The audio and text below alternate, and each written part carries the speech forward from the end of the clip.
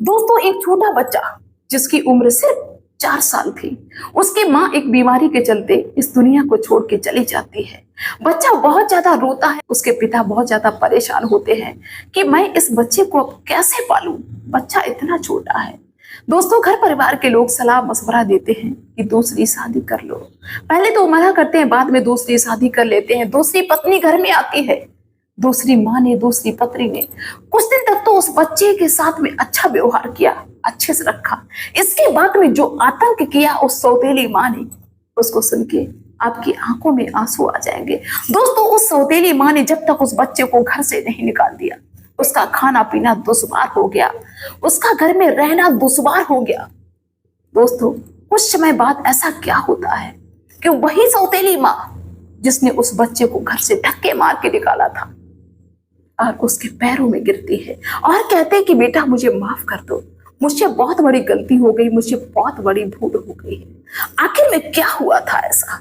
दोस्तों ये कहानी बहुत ही इंटरेस्टिंग है, बहुत ही शिक्षाप्रद है, बहुत ही दुख भरी है। थोड़ा सा समय निकालिए, सुनिए और अपनी राय अवश्य रखिए। तो आइए, आप सभी का बहुत बहुत स्वागत है मेरे YouTube चैनल में एक और नए वीडियो में। दोस्तों एक व्यक्ति जिनका नाम महावीर सिंह था। महावीर सिंह अपने माता पिता की इकलौती संतान थे। उनका ना कोई दूसरा भाई था, ना कोई दूसरी बहन थी, जिसके चलते पिता की सारी प्रॉपर्टी महावीर की थी।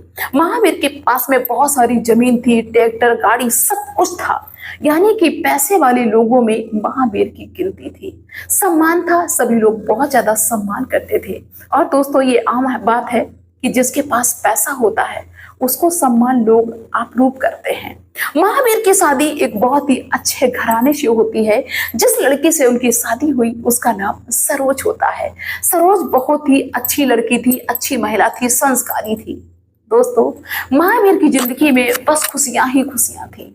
दोस्तों शादी के सिर्फ 2 साल बाद इनका एक बेटा हो जाता है। और जब बेटा हो गया, बेटा इनकी जिंदगी में आ गया, तो इनकी जिंदगी में और भी ज्यादा 4 चांद लग गए।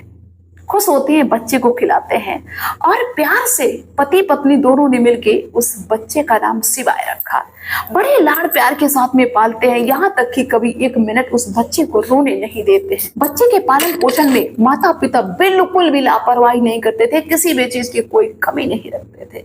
लेकिन दोस्तों कहते हैं ना, इंसान का समय बदलते हुए देर नहीं लगता है। जैसे ही वो बेटा शिवाय 4 साल का होने वाला था, माँ सरोज की तबीयत खराब होने लगती है, माँ को दिक्कत होने लगती है। हॉस्पिटल में एडमिट कराया जाता है, इलाज होता है, लेकिन उसी इलाज के दौरान माँ छोड़ के इस दुनिया को चली जाती है। छोटा बच्चा 4 साल का माँ के बिना कैसे रहे? दोस्तों मातम छा जाता है। महावीर को तो ऐसा लग रहा था कि उनकी दुनिया ही समाप्त हो गई। महावीर रोते हैं, चीखते हैं, कहते हैं कि अब मुझे जीना नहीं, मरने के लिए भागते हैं, कहते हैं कि हम आत्महत्या करेंगे।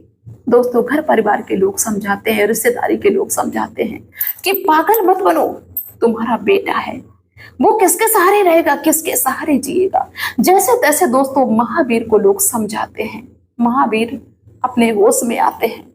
धीरे धीरे वक्त गुजरता है, बच्चे को पालते हैं, लेकिन बच्चे को पालने में बहुत ज्यादा कठिनाई हो रही थी।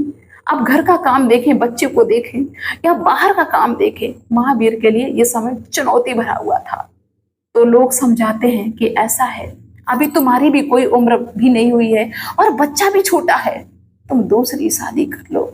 महावीर दूसरी शादी के लिए मना कर देते हैं, कहते कि नहीं, पता नहीं लड़की कैसी आ जाए जो मेरे बेटे का जीना दुश्वार कर दे। हम अपने बेटे को बहुत प्यार करते हैं, हम दूसरी शादी नहीं करेंगे।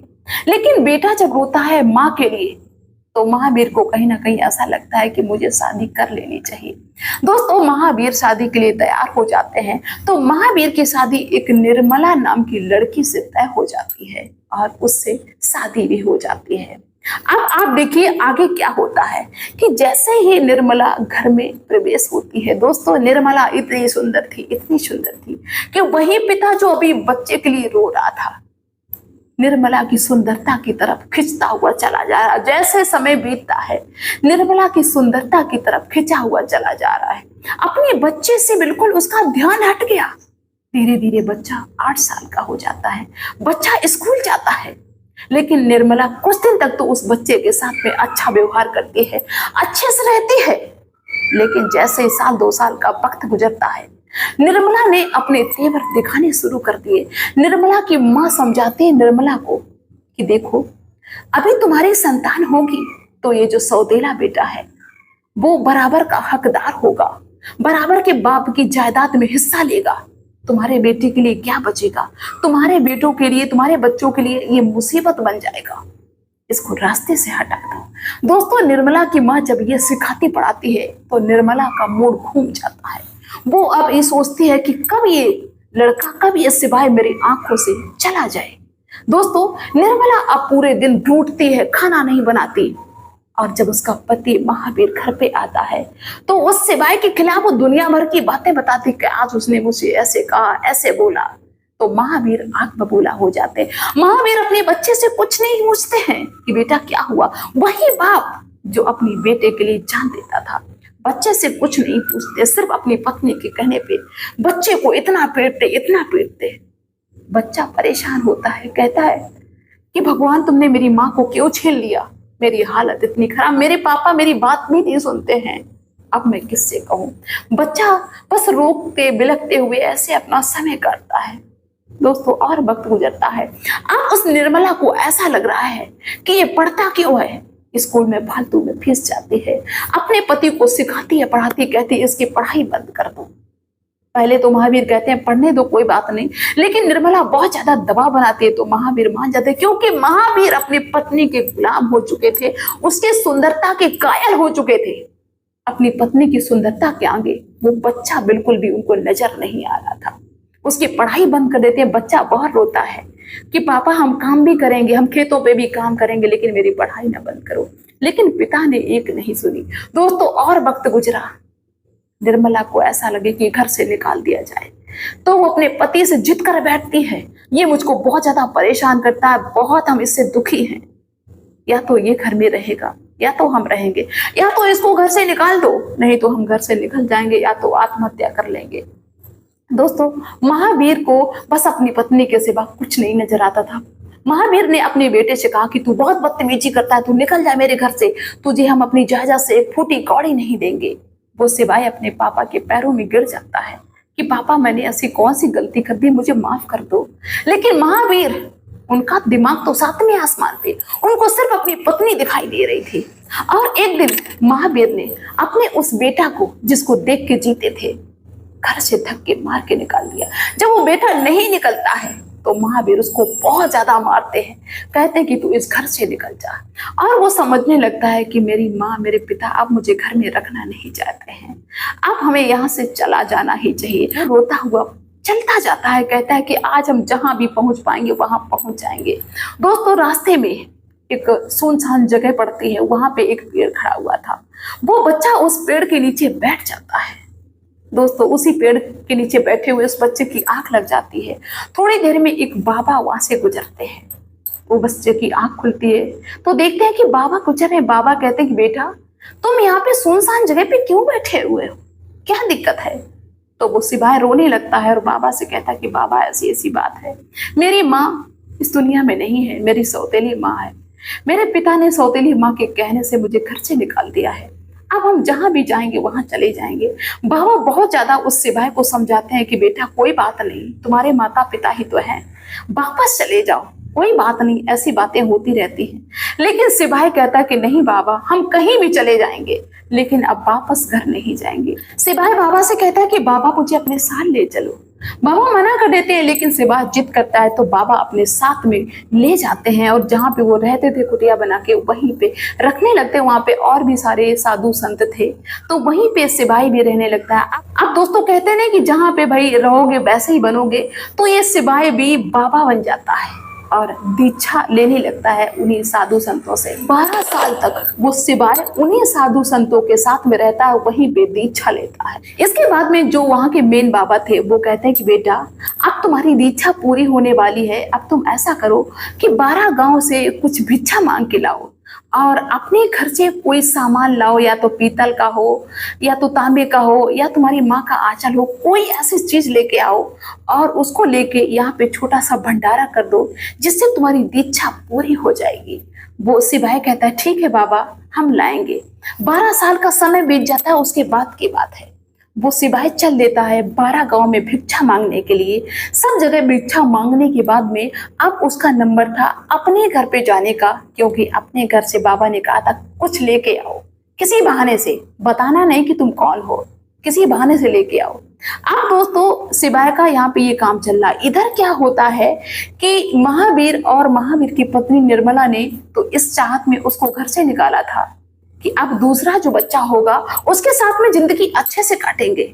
लेकिन 1 साल बीता, 2 साल बीता, 3 साल बीता, कोई बच्चा नहीं। दवा करा करा के थक गए महावीर और महावीर की पत्नी।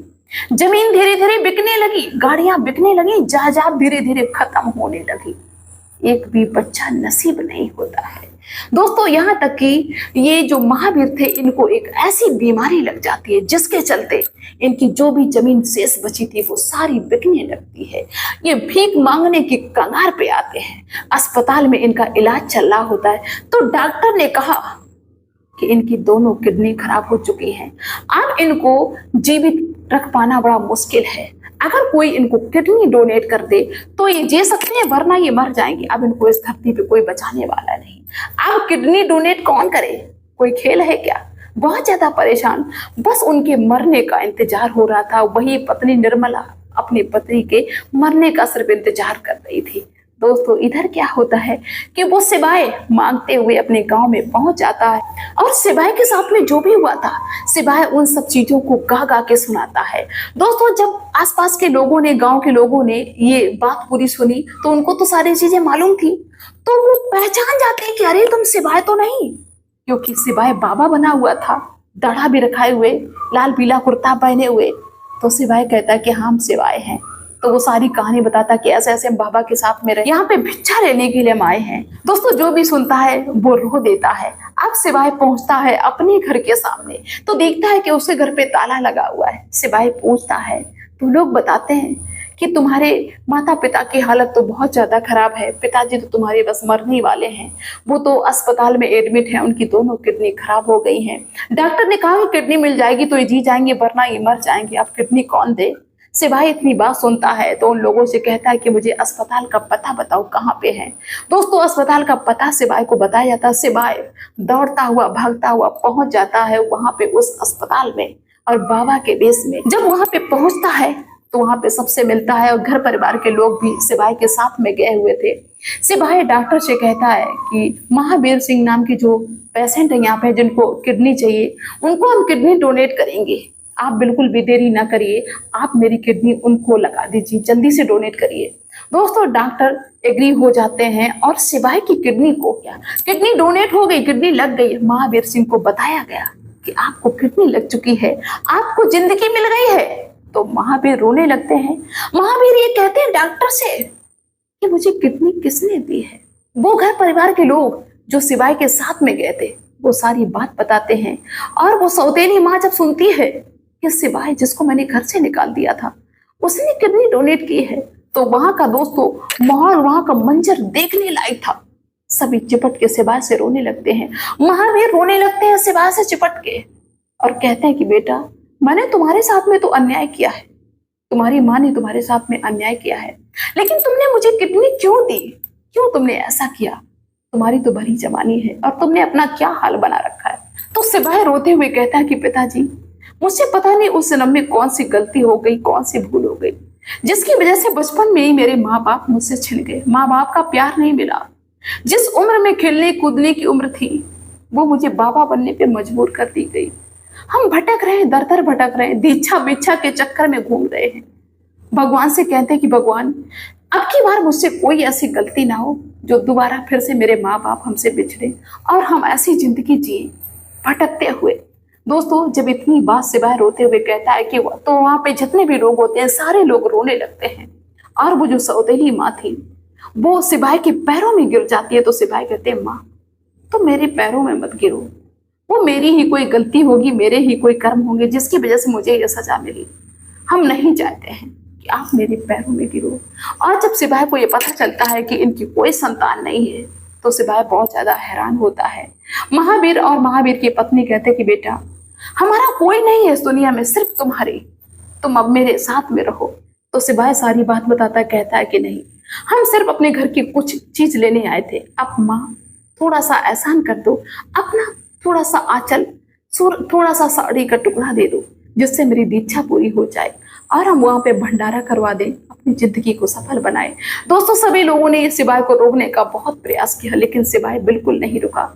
सिपाही वहां से चला जाता है अपनी किडनी को डोनेट करके। जब सिपाही ठीक हो जाता है, माता पिता रोते रह जाते हैं, माता पिता को अपने करने की सजा मिल रही है। तो दोस्तों, इसके बारे में आप सभी लोगों की क्या राय है? एक वही बेटा काम आया जिसको घर से निकाल दिया।